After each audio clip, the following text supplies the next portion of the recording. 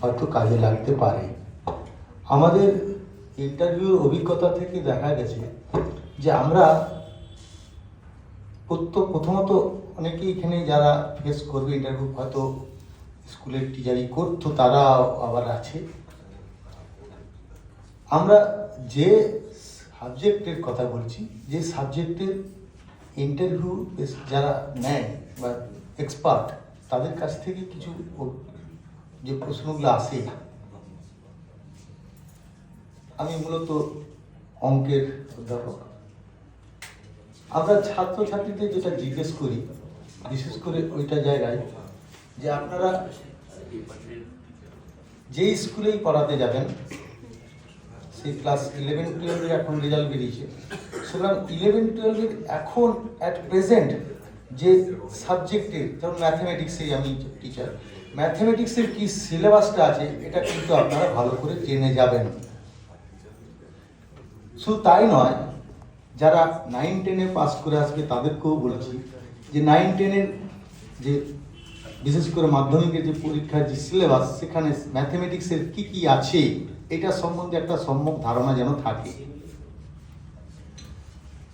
Secondly যেটা বলবো, যে স্কুলে পড়ানোর ক্ষেত্রে আপনারা যখন সফলভাবে পড়াতে যাবেন, সেখানে কিন্তু আপনি 11-12-এর সাবজেক্ট টিচার হিসাবে আসছেন ঠিকই, কিন্তু তার মানে এই নয় যে আপনাকে ক্লাস 5-এরও পড়াতে হতে পারে, 6-এরও পড়াতে হতে পারে, 7-এরও পড়াতে হতে পারে।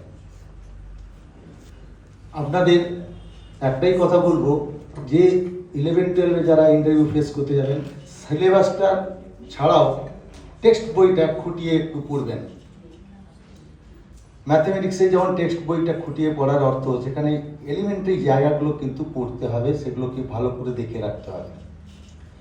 তার সাথে সাথে এই যে সাবজেক্টই হোক না কেন, আমাদের ম্যাথমেটিক্সই হোক বা অন্য কিছু, যে গ্র্যাজুয়েশন লেভেলে আমরা এখনো পর্যন্ত সবাই যে সব এরিয়াতে সমান পারদর্শী হবে, এটা আমরা কখনোই ভেবে রাখতে পারি না। আপনার যে সাবজেক্ট, যে এরিয়াটা ভালো লাগে, যেমন আমাদের ক্ষেত্রে অ্যানালাইসিস আছে, অ্যালজেব্রা আছে, এরকম অন্যান্য সাবজেক্টও বিভিন্ন এরিয়া আছে, জিওমেট্রি আছে, তো সব জায়গায় সবাই কিন্তু পারদর্শী হয় না। কারো অ্যালজেব্রা ভালো লাগে, কারো জিওমেট্রি ভালো লাগে, যার যেটি ভালো লাগে সেটি ভালো করে প্রিপারেশন করে যাবেন। আমরা কিন্তু বোর্ডে কিন্তু তাদেরকে জিজ্ঞেস করি আপনাকে কোন এরিয়া থেকে জিজ্ঞেস করবো, সাধারণত এটা করি, যে সে তার নিজের এরিয়াটা যখন বলবে, তা আমরা কিন্তু সেই এরিয়া থেকে তাকে জিজ্ঞাসা করবো।